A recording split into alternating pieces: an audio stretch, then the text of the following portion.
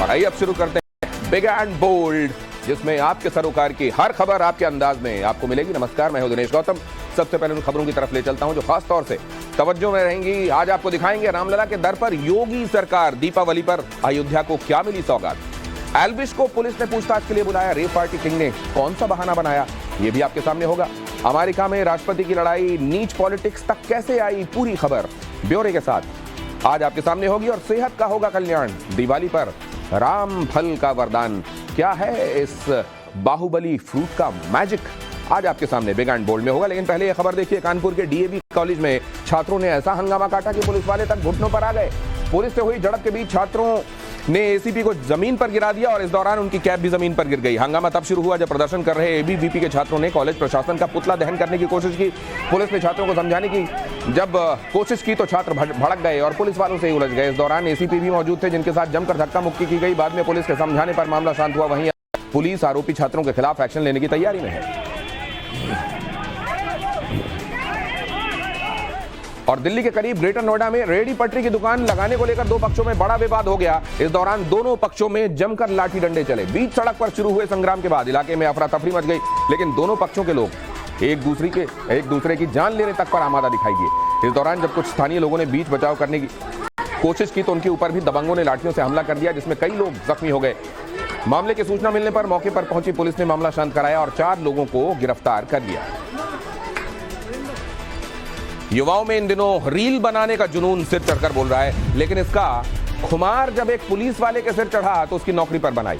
मामला उत्तर प्रदेश के नोएडा का है, जहां तैनात इंस्पेक्टर अजय चहर ने प्रोफेशनल अंदाज में रील बनाकर सोशल मीडिया पर लोड कर दी। रील में इंस्पेक्टर अजय चहर ने पुलिस की वर्दी का भी जमकर इस्तेमाल किया। ये रील जब वायरल हो गई तो पुलिस के आला अधिकारियों को इंस्पेक्टर का यह अंदाज पसंद नहीं आया और नोएडा पुलिस कमिश्नरेट ने कार्रवाई करते हुए इंस्पेक्टर अजय को लाइन हाजिर करने और विभागीय जांच के आदेश दे दिए। दबंग बनना कई बार महंगा पड़ता है और उत्तर प्रदेश के आगरा से इंसानियत को शर्मसार करने वाला मामला सामने आया, जहां एक दुकानदार और उसके पिता ने एक नाबालिग बच्चे की इतनी बेरहमी से पिटाई कर दी कि बच्चे की पसलियों में फ्रैक्चर हो गया। हैरानी की बात यह है कि बच्चे की पिटाई सिर्फ इसलिए की गई क्योंकि वो दुकान के अंदर स्टूल पर बैठकर खाना खा रहा था। पहले दुकानदार के पिता ने बच्चे को पीटा और इसके बाद उसके बेटे ने बच्चे को उठाकर पटक दिया और पेट पर कई लात मारी। इस दौरान दुकान के बाहर और अंदर कई लोग मौजूद थे, लेकिन किसी ने भी इतनी बेरहम पिटाई का विरोध नहीं किया। जाने माने कवि कुमार विश्वास के काफिले पर हमले की कोशिश के मामले में बड़ा यू टर्न आया। पहले तो कुमार विश्वास के दावे को गाजियाबाद पुलिस ने खारिज कर दिया और उसके बाद मारपीट का वीडियो भी सामने आ गया। 4 सेकंड के इस वीडियो में कुछ सुरक्षाकर्मी झाड़ियों में एक शख्स को पीटते नजर आए। दावा है कि सुरक्षाकर्मी कुमार विश्वास के काफिले के थे जो डॉक्टर पल्लव को पीट रहे थे। घटना के बाद मौके पर करीब आधे घंटे रुके रहे डॉक्टर पल्लव भी लहूलुहान नजर आए और उनके चेहरे और हाथ से खून बह रहा था। डॉक्टर पल्लव के मुताबिक ओवरटेक करने को लेकर विवाद हुआ था, जिसके बाद कुमार विश्वास के काफिले के सुरक्षा कर्मियों ने उनके साथ मारपीट की। लेकिन कुमार विश्वास ने इस मामले को गुमराह करने के लिए सोशल मीडिया पर लिखा कि उनके काफिले पर कार से अज्ञात शख्स ने हमले की कोशिश में टक्कर मारी और कुछ सुरक्षा कर्मियों पर हमला कर दिया। इतना ही नहीं, उल्टे कुमार विश्वास ने पुलिस से शिकायत भी की। हालांकि गाजियाबाद पुलिस ने कुमार विश्वास के दावे को खारिज कर दिया। पुलिस के मुताबिक शुरुआती जांच में कुमार विश्वास के आरोप साबित नहीं हुए हैं। मामले की जांच अभी जारी है। जिसकी भी गलती होगी उसके खिलाफ कानून के मुताबिक एक्शन लिया जाएगा। इस बीच आईएमए की गाजियाबाद यूनिट ने पूरे मामले पर कुमार विश्वास के खिलाफ मोर्चा खोल दिया है। डॉक्टर्स ने मीटिंग कर कुमार विश्वास से बगैर शर्त माफी मांगने की मांग की है। साथ ही पुलिस प्रशासन से डॉक्टर की पिटाई में शामिल सुरक्षा कर्मियों पर कानूनी कार्रवाई करने की अपील की है। तेलंगाना के निजामाबाद में चुनाव प्रचार के दौरान मुख्यमंत्री के चंद्रशेखर राव के बेटे केटी रामाराव हादसे का शिकार हो गए। हुआ यह कि एक गाड़ी पर सवार होकर रोड शो करते हुए वो प्रचार कर रहे थे कि अचानक गाड़ी के ड्राइवर ने जोरदार ब्रेक लगाया और उसके ऊपर खड़े लोगों का संतुलन बिगड़ गया। केटी रामाराव तो गाड़ी की छत से गिरते गिरते बचे। आपको बता दें कि मुख्यमंत्री केसीआर के बेटे केटीआर तेलंगाना सरकार में मंत्री हैं और बीआरएस पार्टी के कार्यकारी अध्यक्ष भी हैं।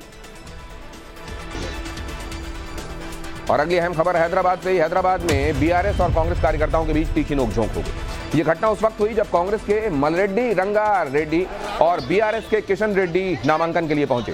सड़क पर दोनों नेताओं के समर्थक एक दूसरे को देखकर भड़क गए। कुछ ही देर में हंगामा तेज हो गया और दोनों गुटों ने एक दूसरे पर पथराव शुरू कर दिया। इस हंगामे में पुलिस की गाड़ियों को भी नुकसान पहुंचा। हालात काबू में करने के लिए पुलिस ने कुछ सख्ती दिखाई और हंगामा कर रहे लोगों को वहां से खदेड़ा।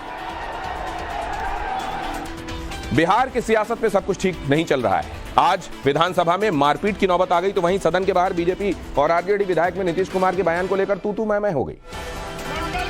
लेकिन बात बढ़ते बढ़ते मंडल कमीशन पर आ गई। बीजेपी विधायक कुंदन कुमार ने आरजेडी विधायक विजय मंडल से पूछ लिया कि आरजेडी अब क्या विधानसभा में कॉन्डोम का प्रचार करने वाली है। इस पर आरजेडी विधायक को मिर्ची लग गई। पलटवार में वो मंडल बनाम कमंडल करने लगे। आपको जानकारी नहीं है। केपी सिंह किसके समर्थन में सरकार में आप लागू किया था, फट गए।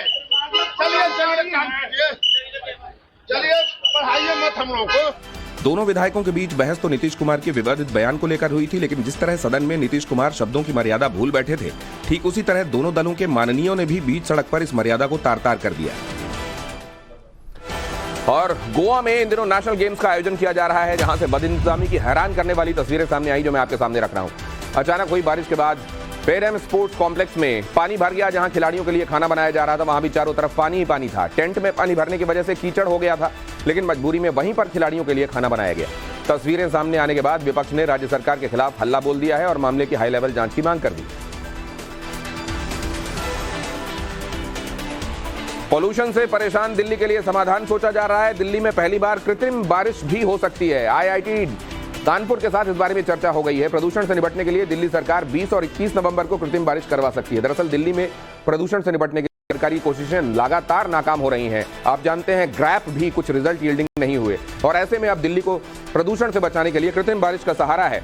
इसका प्रस्ताव आईआईटी कानपुर ने दिया है, लेकिन यहां से ये आपको समझ लेना जरूरी है कि ये होता कैसे है। असल में जब बादल में हवा और नमी का सही मिश्रण पाया जाता है, उस समय अगर सही सीडिंग कर दी जाए किसी केमिकल कंपाउंड के माध्यम से, तो वो बूंदें बनकर बरसती हैं। कृत्रिम बारिश को क्लाउड सीडिंग के नाम से, जैसा मैंने आपको बताया, जाना जाता है। रासायनिक तत्वों के जरिए मौसम के वातावरण में बदलाव किया जाता है। बारिश कराने के लिए केमिकल्स को बादलों के बीच छोड़ा जाता है। केमिकल छिड़काव के लिए छोटे विमान या हेलीकॉप्टर बादलों तक पहुंचते हैं। बादलों में सिल्वर आयोडाइड और पोटेशियम आयोडाइड का छिड़काव होता है। इन रासायनिक तत्वों के छिड़काव से पानी के कणों का निर्माण होता है और फिर वो बारिश के तौर पर धरती में आते हैं। इस प्रक्रिया को करने में करीब आधे घंटे लगता है। जानकारों के मुताबिक 1 हफ्ते तक ये किसी बहुत प्रदूषित जगह को, लोगों को उस प्रदूषण से कुछ राहत दिलवा सकती है, लेकिन इसके लिए भी आसमान में बादल होने जरूरी होते हैं, जो कि 20 और 21 तारीख को है, और इसीलिए इसको एक विंडो ऑफ अपॉर्चुनिटी के तौर पर देखा जा रहा है। अगली अहम खबर मध्य प्रदेश में आज पीएम मोदी ने ताबड़तोड़ चुनावी प्रचार किया। सतना और छतरपुर की रैली में पीएम ने राम मंदिर का जिक्र करते हुए कहा कि हम भक्ति में डूबे हुए लोग हैं, उसी भक्ति से मंदिर बनाते हैं और उसी भक्ति से गरीबों के लिए घर। जबकि कांग्रेस के लिए पूरा देश दिल्ली से शुरू होकर दिल्ली में खत्म हो जाता है। उन्होंने न इस मिट्टी की ताकत समझी और न ही देश की आन बान शान बढ़ाने का काम किया। पीएम मोदी ने लोगों से जीत का आशीर्वाद मांगते हुए कहा कि अयोध्या में भगवान राम का मंदिर न बने, इसके लिए कांग्रेस ने भगवान राम को काल्पनिक तक बता दिया था। उन्होंने बुंदेलखंड को बूंद बूंद पानी के लिए तरसाया है। पीएम ने कहा कि इन्हें अब 100 साल के लिए तरसाया जाना चाहिए।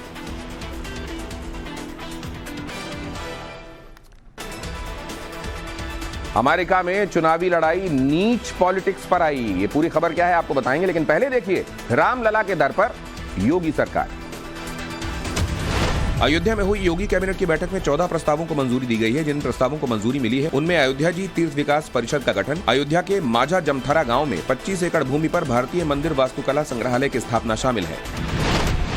बिहार विधानसभा में आरक्षण संशोधन विधेयक 2023 पास हो गया है। इसमें जाति आधारित गणना के आधार पर सरकारी नौकरियों में आरक्षण का दायरा बढ़ाकर 75% करने का प्रस्ताव है। 10% आरक्षण आर्थिक रूप से कमजोर वर्ग को भी मिलेगा। महिलाओं को लेकर नीतीश कुमार के विवादित बयान पर हंगामा जारी है। बीजेपी विधायकों ने आज विधानसभा में जमकर विरोध प्रदर्शन किया और नीतीश से इस्तीफे की मांग की।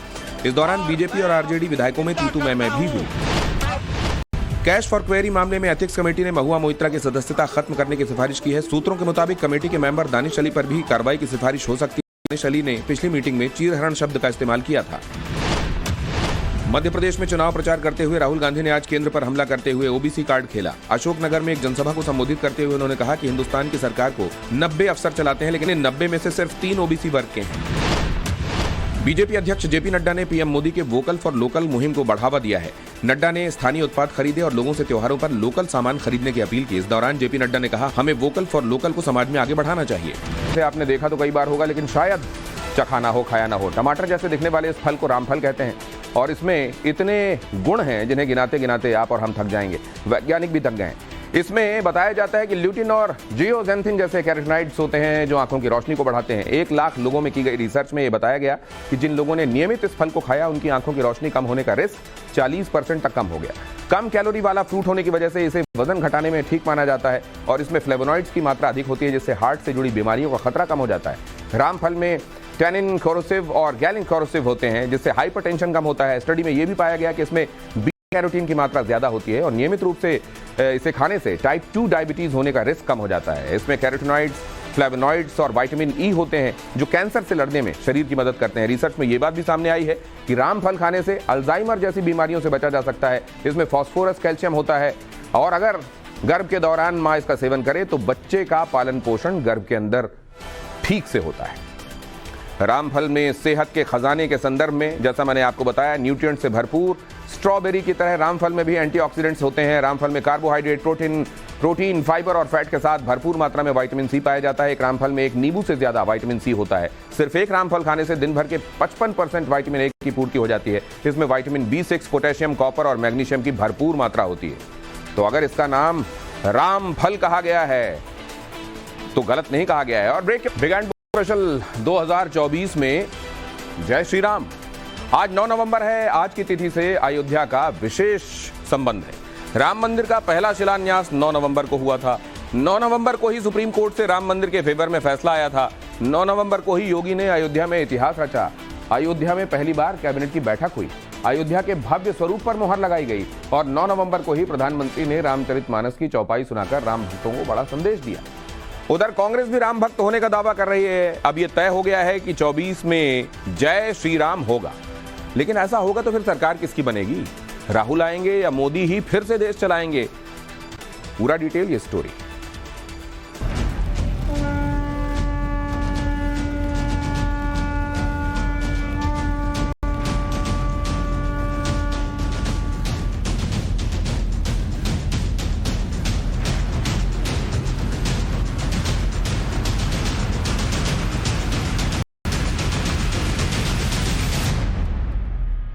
अयोध्या के राम दरबार में योगी की हाजिरी। सतना से मोदी का राम नाम वाला मैसेज। राम काज किने बिनु मोहि कहा विश्राम।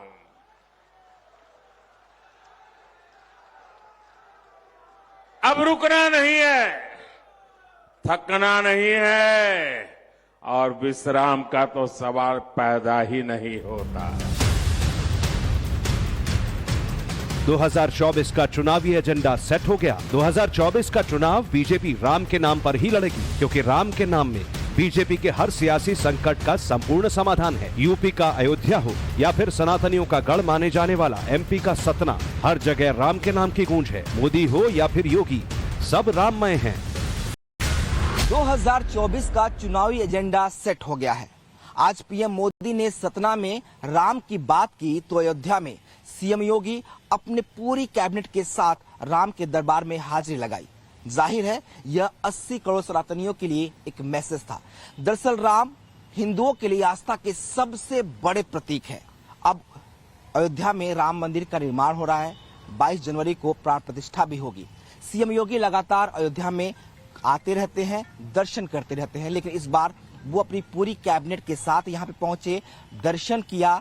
इसके अलावा कैबिनेट की बैठक की, अयोध्या के विकास के लिए एक रूपरेखा तैयार की। लेकिन जो सबसे बड़ा मैसेज था वो हिंदुओं के लिए था, वो 80 करोड़ सनातनियों के लिए था कि कैसे राम का मंदिर का निर्माण यहाँ पे हो रहा है, जिसके लिए एक लंबा संघर्ष चला था। और शायद इसीलिए कहा जा रहा है कि 2024 में हर हिंदुस्तानी जय श्री राम बोलेगा। अयोध्या में योगी अपनी पूरी कैबिनेट के साथ ग्राउंड पर हैं। राम का काम कितना पूरा, कितना अधूरा, इसका पूरा आकलन योगी ने खुद किया। चाक चौबंद सुरक्षा और कैबिनेट मंत्रियों के दस्ते के साथ किया। योगी ने अपने पूरे दलबल के साथ अयोध्या में विकास कार्यों का जायजा लिया। रामलला के दर्शन किए। हनुमानगढ़ी में सीएम समेत पूरी कैबिनेट ने हाजिरी लगाई। जिस अयोध्या में भव्य राम मंदिर बन रहा है, जिसकी प्राण प्रतिष्ठा की तैयारी हो रही है, उसी अयोध्या में योगी ने कैबिनेट की बैठक की। जितनी चर्चा योगी की इस कैबिनेट बैठक की हुई, उतनी ही चर्चा कैबिनेट बैठक के लिए तैयार किए गए बैकग्राउंड की हुई। इस बैकग्राउंड में एक तरफ राम की तस्वीर थी, दूसरी तरफ संकट मोचक हनुमान की। ये मैसेज सिर्फ यूपी ही नहीं बल्कि देश के करोड़ों सनातनियों को गया। योगी ने यूं ही अयोध्या में कैबिनेट की बैठक नहीं की। अयोध्या में बैठक का प्लान योगी ने सोच समझकर बनाया था। राम मंदिर के लिए 9 नवंबर की तारीख बहुत इंपॉर्टेंट है, क्योंकि 9 नवंबर 1989 को राम जन्मभूमि पर मंदिर के लिए शिलान्यास हुआ था। 9 नवंबर 2019 को सुप्रीम कोर्ट से रामलला के फेवर में फैसला आया। 9 नवंबर 2023 को योगी की अयोध्या में कैबिनेट बैठक हुई।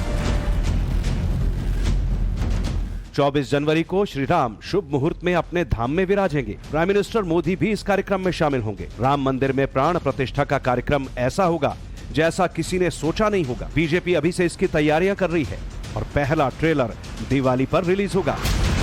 अयोध्या में इस बार दीपावली पर 51 घाटों की रौनक अलग ही दिखेगी। फिर से वर्ल्ड रिकॉर्ड बनाया जाएगा। इसके अलावा राम की पैड़ी पर खास सजावट होगी। सीएम योगी के मंच के सामने 6000 वर्ग फीट पर राम मंदिर का मॉडल बनाया जाएगा। श्री राम को विजय मुद्रा में धनुष के साथ दिखाया जाएगा। फाइन आर्ट्स के 150 छात्र राम मंदिर और राम जी की छवि दिए से बनाएंगे।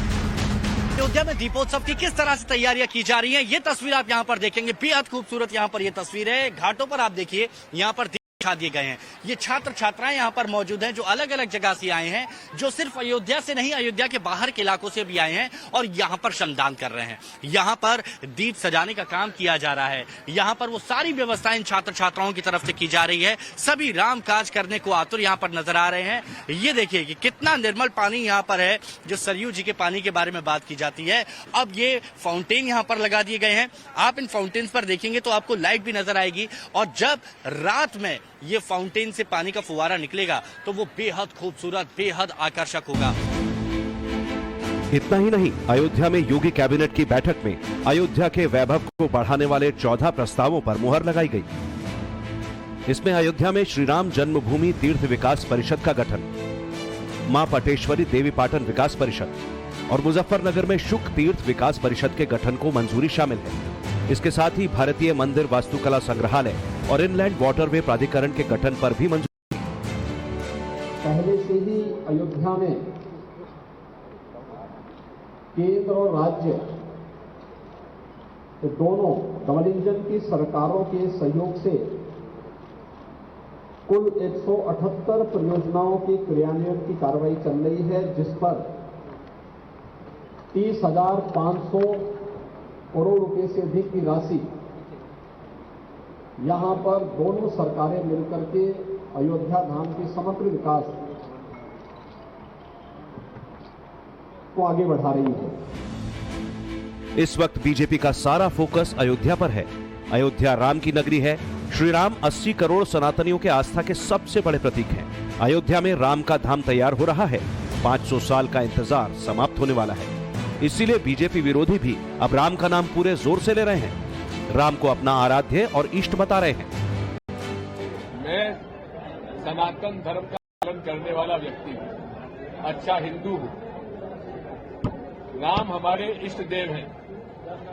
सनातन धर्म का हम पालन करते हैं, लेकिन चुनाव में धर्म का उपयोग करना प्रतिबंधित है और राम मंदिर के निर्माण में शिवराज सिंह चौहान ने दान दिया 1 लाख, मैंने दिया 1,11,000 और वो चेक मैंने भेजा मोदी जी को कि जाके ट्रस्ट में जमा करा दीजिए। उन्होंने वापस भेज दिया कि आप भी जमा कराइए। मैं जमा करा दिया। लेकिन राम मंदिर के मुद्दे पर विपक्ष बीजेपी को कभी टक्कर नहीं दे पाएगा। ये बात बीजेपी भी जानती है और बीजेपी के विरोधी भी। बीजेपी 90 के दशक से राम का गौरव गान सुना रही है। रामलला हम आएंगे, मंदिर वहीं बनाएंगे, ये नारा लगा रही है। और अब जब मंदिर बनकर तैयार होने वाला है तो बीजेपी चुनावों में राम मंदिर का पूरा हाइप कर रही है। 24 में मोदी विरोधियों का प्लान है कि जाति जोड़ो और मोदी का प्लान है हिंदू जोड़ो।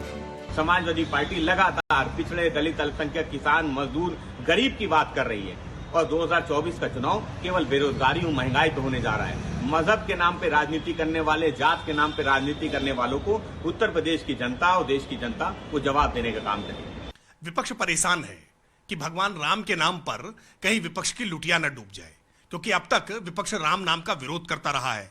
वो जानबूझ करके जातीय खांचों में बांट करके सांप्रदायिक सद्भाव बिगाड़ना चाहता है, सामाजिक वैमनस्यता उत्पन्न करना चाहता है, जबकि राम तो सबको जोड़ने वाले हैं, सबरी के जूठे बेर खाने वाले हैं, समाज में एक आदर्श व्यवस्था देने वाले हैं, भाई भाई को साथ जोड़कर चलने वाले हैं। राम राज्य तो सबकी चिंता करने वाला है, इसलिए राम के नाम से विपक्ष बौखलाया हुआ है। 24 के चुनाव में मोदी विरोधियों के पास कोई मुद्दा नहीं है। विरोधी मोदी विरोध का कोई नैरेटिव सेट नहीं कर पा रहे, लेकिन मोदी योगी की जोड़ी ने अपना नैरेटिव सेट कर दिया है। 23 में ही 2024 की पूरी चुनावी थीम और एजेंडा तय कर दिया है। 2024 से पहले बीजेपी राम मंदिर को हाइप दे रही है। दरअसल ये बीजेपी की अपनी पीच है। बीजेपी चाहती है कि वो इस पीच पर आए और बाकी विरोधियों को यहां पर लेकर आए, क्योंकि लगातार राम मंदिर को लेकर संघर्ष किया है बीजेपी ने। अब राम मंदिर का निर्माण पूरा हो चुका है और माना यह जा रहा है कि जिस तरह से बीजेपी लगातार राम की बात कर रही है, चाहे वो पीएम हो, चाहे यूपी के सीएम योगी आदित्यनाथ हो, एक मैसेज देने की बात हो रही है। हिंदुओं की आस्था को लेकर जो बातें की जाती थी, माना जा रहा है कि वो अब मूर्त रूप ले रहा है और बीजेपी कहीं ना कहीं से 2024 में भुनाना चाहती है। इसी